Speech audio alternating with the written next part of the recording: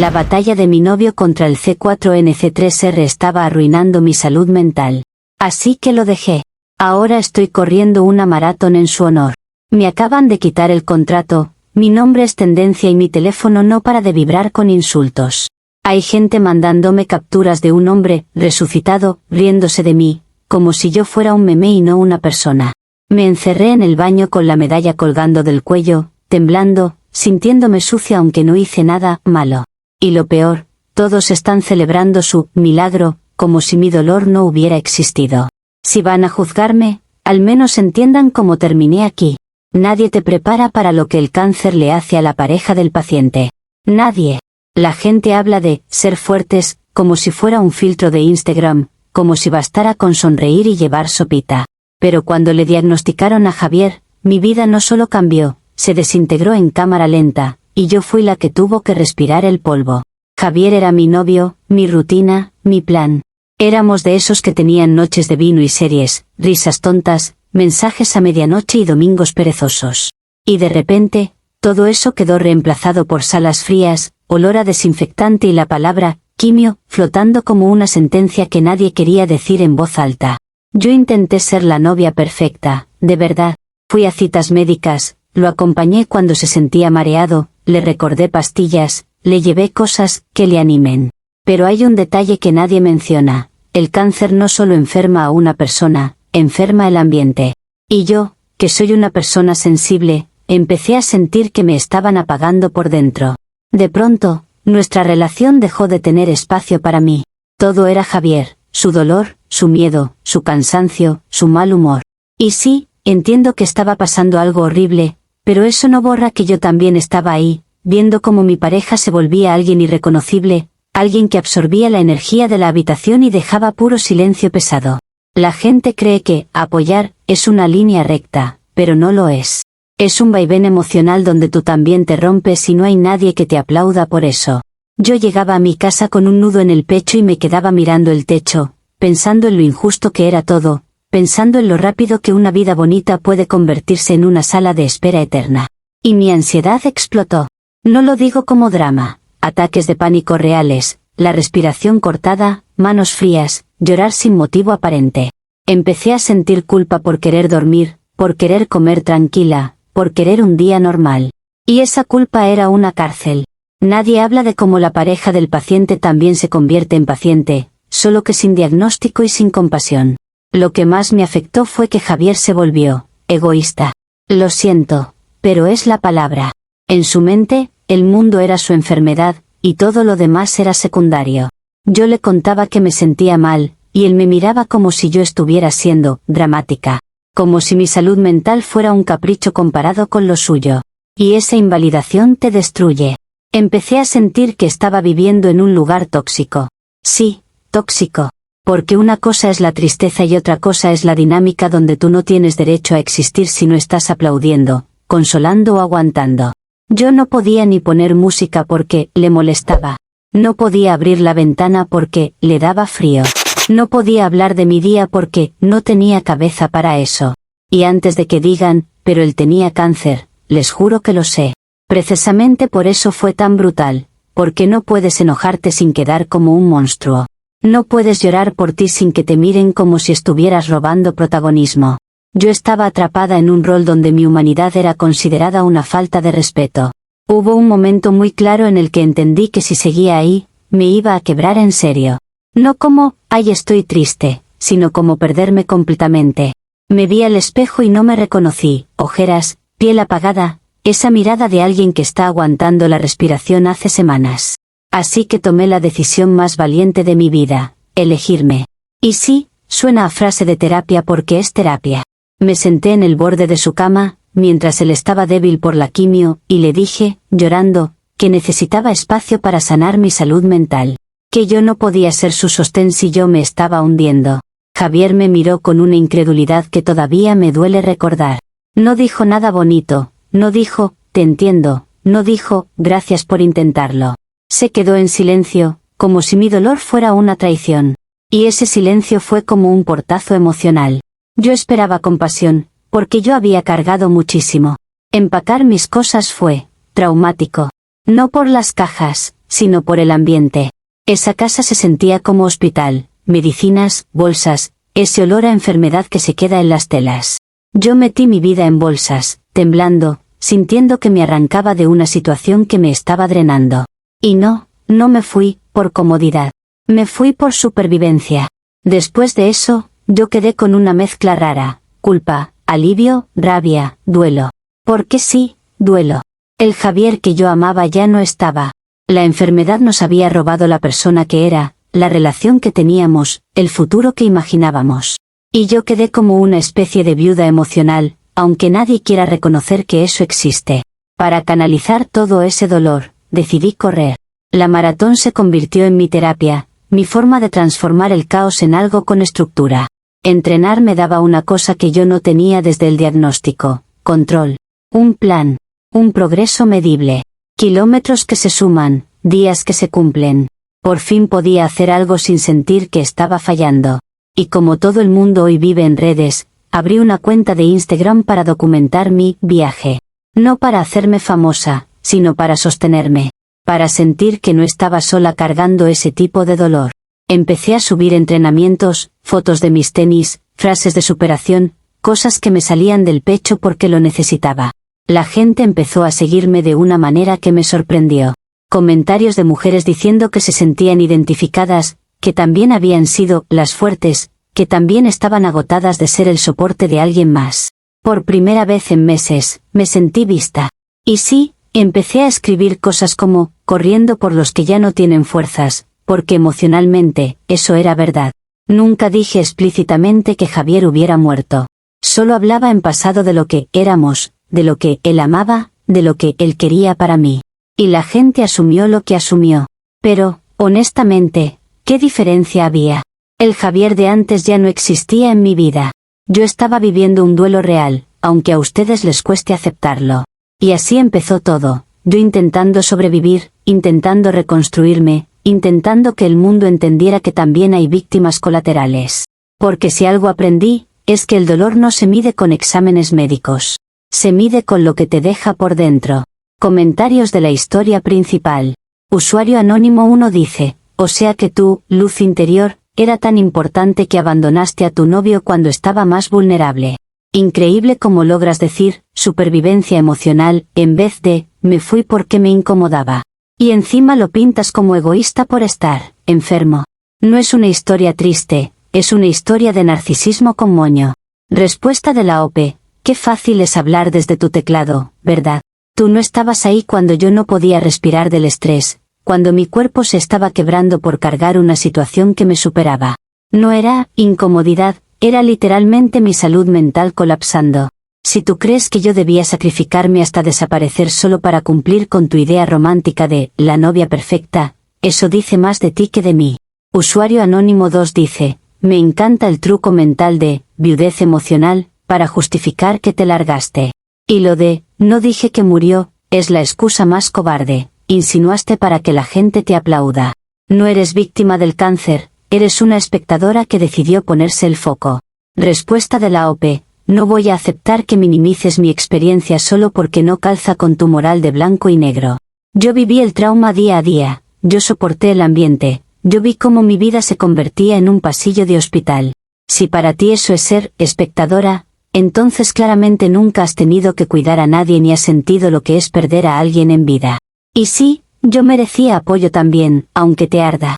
Actualización 1. Bueno, no pensé que esto fuera a crecer así, pero la respuesta en redes ha sido abrumadora y, sinceramente, sanadora. Yo subía mis entrenamientos como una forma de mantenerme en pie, y de repente había cientos, luego miles de personas comentando que mi fuerza las inspiraba. Me empezaron a llegar mensajes privados larguísimos, gente contándome sus historias, parejas que se rompieron por enfermedades, cuidadores agotados, mujeres que se sentían culpables por querer escapar. Yo leía todo eso y me daba cuenta de que lo mío no era frialdad, era una realidad que a nadie le gusta mirar. Y lo más inesperado, una marca local de ropa deportiva me envió un kit completo. Leggings, tops, un conjunto precioso, y una carta diciéndome que querían nombrarme embajadora de su campaña, Mujeres de Acero. Yo lloré. Lloré porque por fin alguien reconocía el peso que yo cargué. Empecé a entrenar con más disciplina.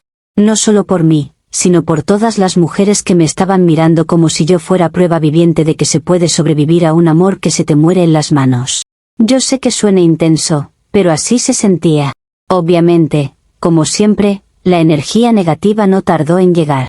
En una foto donde yo estaba sudada, feliz, con un texto sobre seguir corriendo incluso cuando la vida te rompe, apareció un comentario que me heló la sangre. Era la hermana de Javier. Ella escribió algo así como que él estaba vivo y que encima estaba preguntando por qué yo me llevé la cafetera. Lo dijo con un tono burlón, como si yo fuera una ladrona y una payasa buscando lástima. Fue cruel, innecesario y, sinceramente, una agresión a mi proceso de sanación. Yo borré el comentario inmediatamente.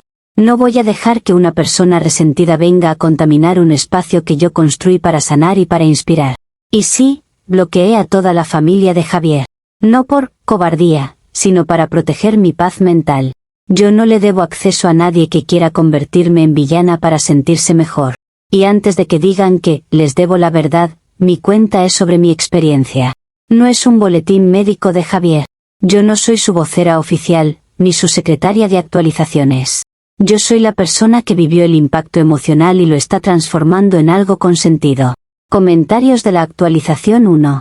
Usuario anónimo 1 dice, ja, o sea que te llevaste la cafetera y encima bloqueaste a la familia del tipo con cáncer para que no te arruinen el branding.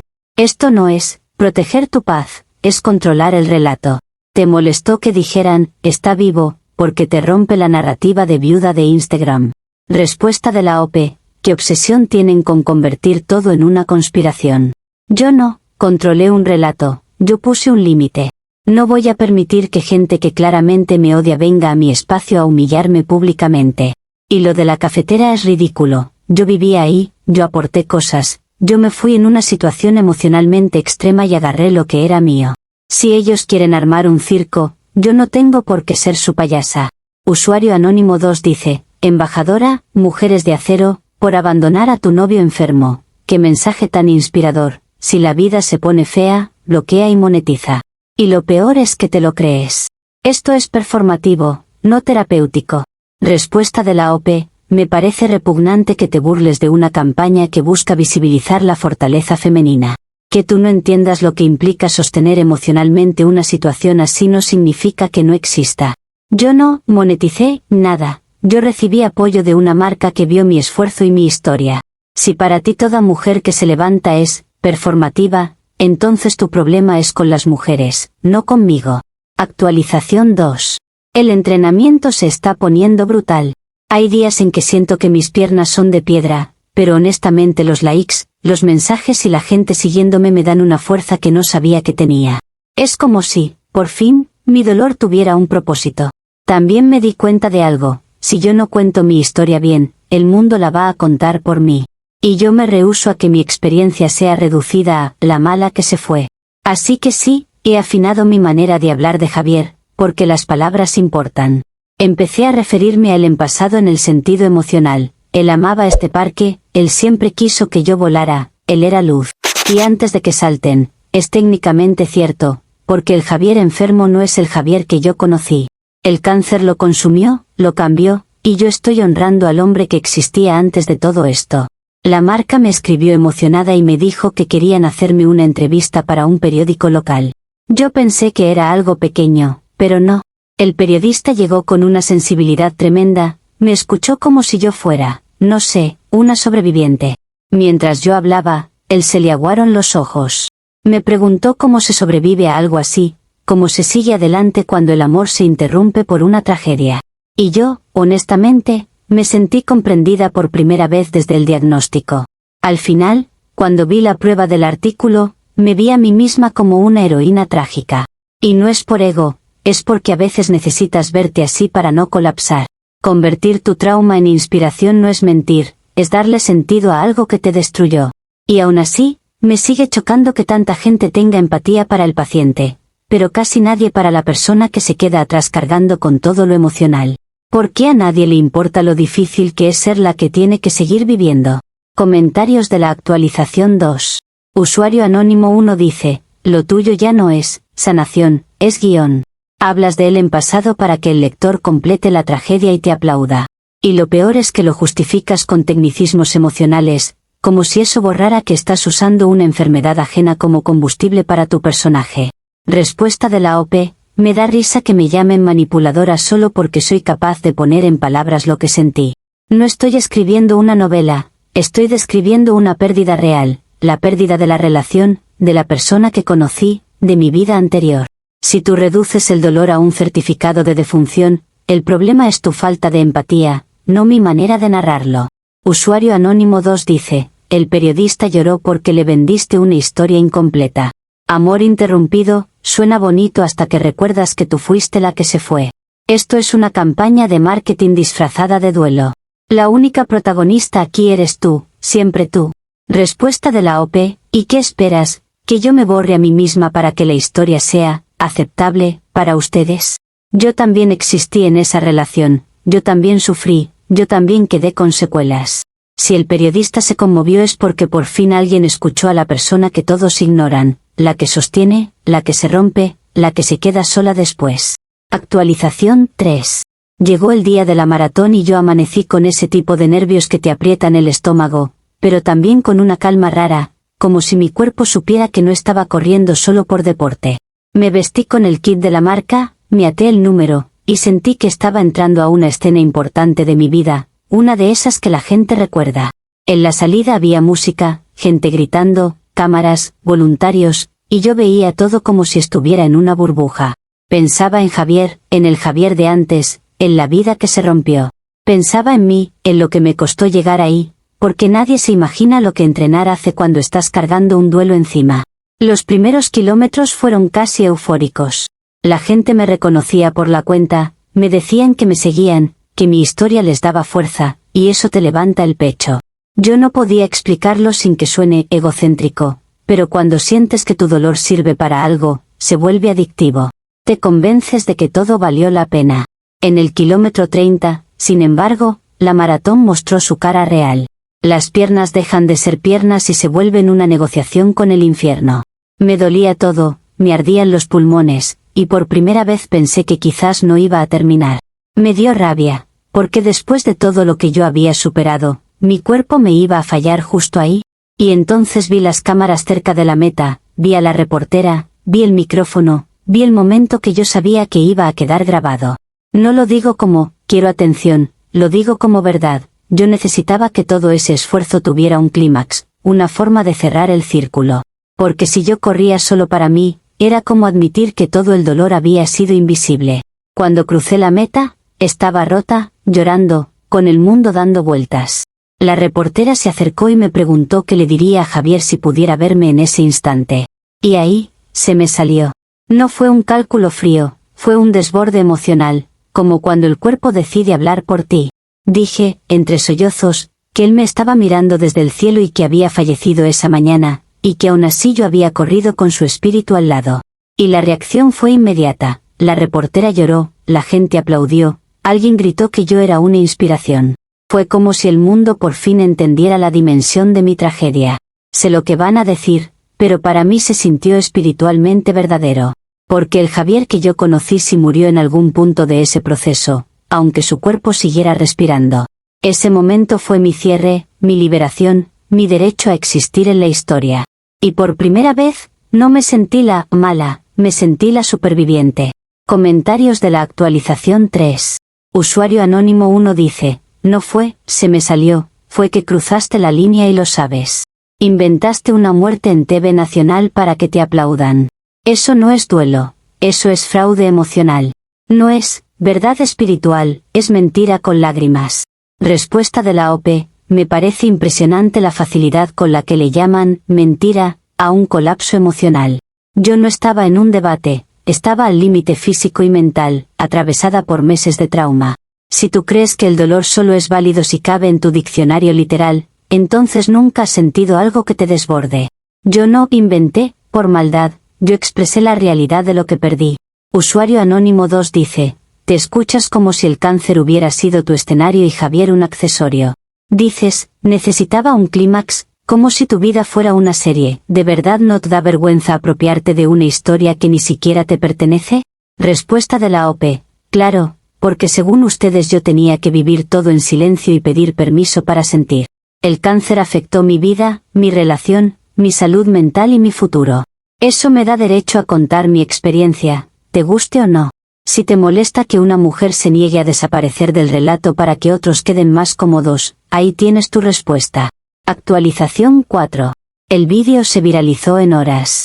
Yo volví a casa con la medalla todavía tibia en el cuello, con el cuerpo destruido pero el corazón lleno, y al abrir el teléfono vi notificaciones como una avalancha. Miles de mensajes, miles de menciones, cuentas enormes compartiendo mi llegada a la meta con frases tipo, amor verdadero, y, fortaleza humana. Por un rato, lo admito, me sentí en la cima. Me sentí validada, por fin. Era como si el mundo, al fin, entendiera que yo también había cargado algo insoportable. Yo veía comentarios de gente llorando, diciendo que rezaban por mí, que mi historia les había cambiado el día, y pensé, esto era lo que necesitaba para cerrar mi duelo. Pero esa sensación duró muy poco.